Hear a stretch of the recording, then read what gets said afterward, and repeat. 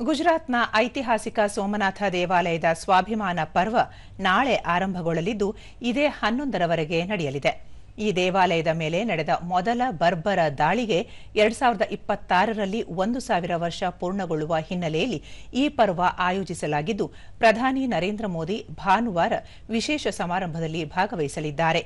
ಈ ವರ್ಷ ದೇವಾಲಯ ಪುನರ್ ನಿರ್ಮಾಣದ 75ನೇ ವರ್ಷಾಚರಣೆ ಸಹ ನಡೆಯಲಿದ್ದು, ವರ್ಷಪೂರ್ತಿ ವೈವಿಧ್ಯಮಯ ಸಾಂಸ್ಕೃತಿಕ, ಸಾಮಾಜಿಕ ಮತ್ತು ಆಧ್ಯಾತ್ಮಿಕ ಕಾರ್ಯಕ್ರಮಗಳನ್ನು ಆಯೋಜಿಸಲಾಗಿದೆ.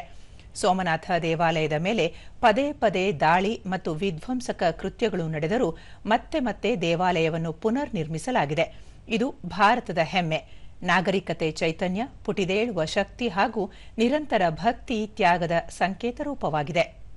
भारत माता के करोड़ों संतानों का अजय स्वाभिमान है श्री सोमनाथ महादेव की पावन धरती।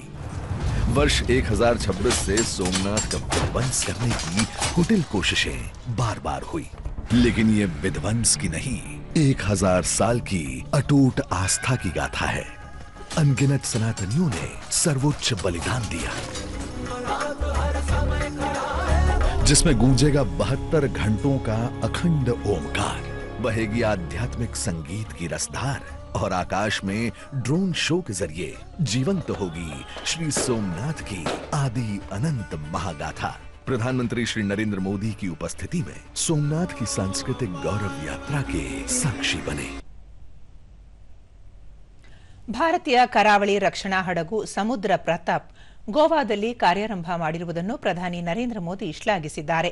ಸಾಮಾಜಿಕ ಜಾಲತಾಣದಲ್ಲಿ ಈ ಕುರಿತು ಪ್ರತಿಕ್ರಿಯಿಸಿರುವ ಅವರು, ಸಮುದ್ರ ಪ್ರತಾಪ್ ಹಡಗು ನಮ್ಮ ಸ್ವಾವಲಂಬನೆಯ ದೃಷ್ಟಿಕೋನಕ್ಕೆ ಬಲ ನೀಡುತ್ತದೆ. ಜೊತೆಗೆ ಈ ಹಡಗು ರಾಷ್ಟ್ರದ ಭದ್ರತಾ ಸಾಮರ್ಥ್ಯವನ್ನು ಹೆಚ್ಚಿಸುತ್ತದೆ, ಅಲ್ಲದೆ ಸುಸ್ಥಿರತೆಯ ಬದ್ಧತೆಯನ್ನು ಪ್ರತಿಬಿಂಬಿಸುತ್ತದೆ ಎಂದು ಹೇಳಿದ್ದಾರೆ. ದೇಶೀಯವಾಗಿ ವಿನ್ಯಾಸಗೊಳಿಸಿ ನಿರ್ಮಿಸಲಾಗಿರುವ ಮಾಲಿನ್ಯ ನಿಯಂತ್ರಣ ಹಡಗು 114.5 ಮೀಟರ್ನಷ್ಟು ಉದ್ದವಿದೆ. 60%ಕ್ಕಿಂತ ಹೆಚ್ಚು ದೇಶೀಯ ವಸ್ತುಗಳಿಂದಲೇ ನಿರ್ಮಿಸಲಾಗಿದ್ದು 4200 ಟನ್ ತೂಕದಷ್ಟಿದೆ. ಕಳೆದ ಸೋಮವಾರದಂದು ರಕ್ಷಣಾ ಸಚಿವ ರಾಜನಾಥ್ ಸಿಂಗ್ ಅವರು ಸಮುದ್ರ ಪ್ರತಾಪ್ ಹಡಗನ್ನು ಭಾರತೀಯ ಕರಾವಳಿ ರಕ್ಷಣಾ ಪಡೆಗೆ ಸೇರ್ಪಡೆಗೊಳಿಸಿದರು.